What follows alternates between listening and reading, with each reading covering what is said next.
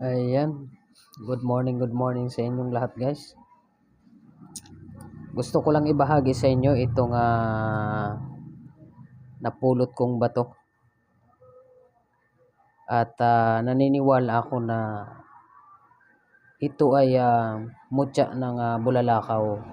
Kasi nakita ko po ito dito sa, may pwesto kasi ako dito sa gilid ng kalsada sa highway. Ngayon, mag-iisang taon na ako rito. Hindi ko naman 'to nakikita, eh. At saka yung kung saan ko 'to nakita, winawalisan 'to ng may-ari ng bahay diyan. Sa may malapit sa puno ng bayabas, nakita ko ito. Malapit sa puno ng bayabas. Kaya nung nakita ko sa kanya, nakita ko siya, eh kakaiba siya. Kaya kinuha ko. Tapos ito na siya. Ito. Kung mapapansin nyo, itong bato na to, buhay po ito. Buhay na bato. Nababalutan po siya ng apat na kategorya. Ang apat na kategoryang ito is kasi inaaral ko rin siya, dilim. Ayan. Kung mapapansin mo, 'di ba may itim siya, dilim. Dilim. Dilim siya. Tapos itong mga kuan ito, dilaw. Yan, dilaw. Sumisimbolo siya sa apoy. Baga, nagbabagang apoy. Ayan, kung mapapansin nyo. Ayan oh. Oh, yan. Oh, oh. Para siyang para siyang apoy sa ilalim, nababalutan siya. Makakatapos ayan, tubig. Ayan, sumisimbolo siya sa tubig. At ang pang-apat ay lupa. Ayan, lupa. Kalupaan. Ayan. Yan ito ang napansin ko dito sa bato na ito. At saka nakaka-miss dahil hindi po talaga siya normal na bato. As in sa tagal ko nang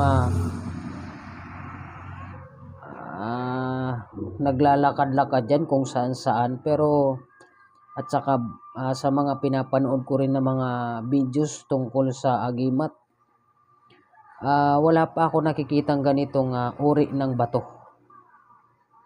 Wala pa akong nakikitang uri ng ganito ng bato. Kaya nakaka-amaze siya. Kung mapapansin mo doon sa na yon, sa pinakatap nito at saka sa dulo, puro siya ganyan ang kulay niya. Dilaw. Tsaka kung masisinagan siya ng araw, parang apoy. Yan. Oh, tingnan mo oh. Oh. Oh, yan. Oh. Oh. Yan, para siyang apoy. Tapos ito nga kasi sumisimbolo nga sa apat na kategorya, yung kadiliman, tapos tubig, apoy, at saka lupa.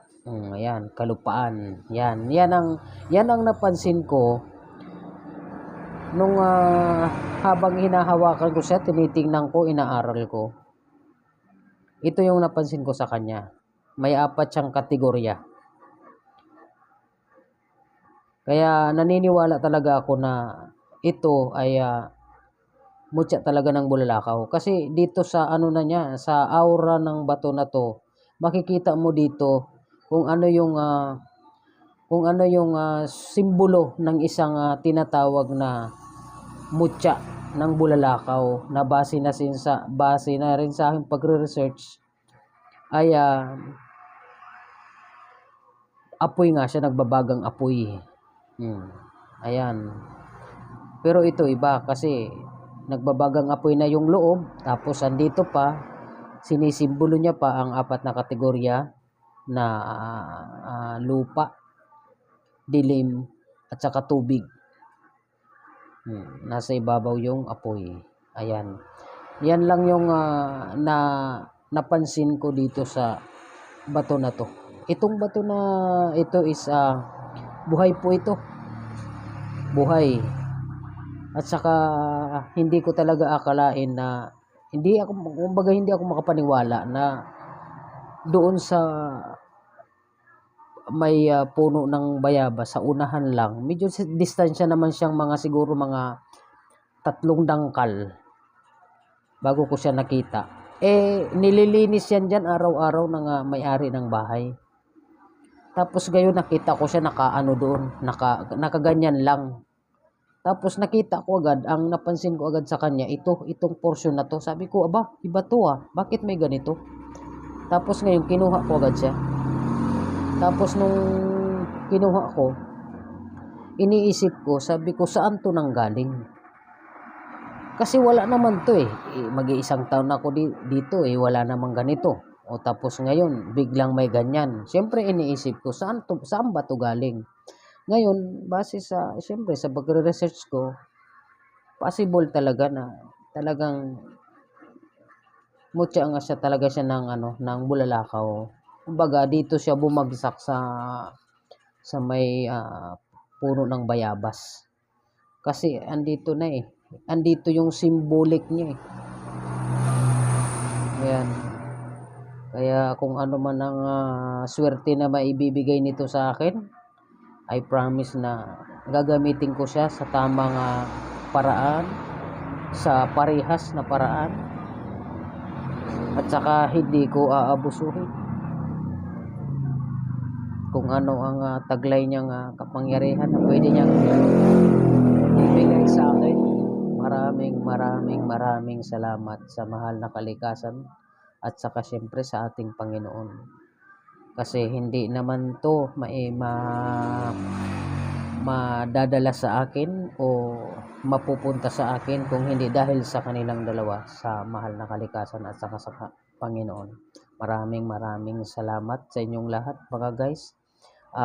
Kung nagustuhan nyo yung video, paki-like naman at saka share naman tayo dyan guys, para papunta naman sa iba. At saka yung mga shoutout sa mga antingero dyan at antingera, sa mga naniniwala sa mga sa mga mutya at anting-anting, paki-comment na lang po ninyo kung ano yung masasabi nyo dito.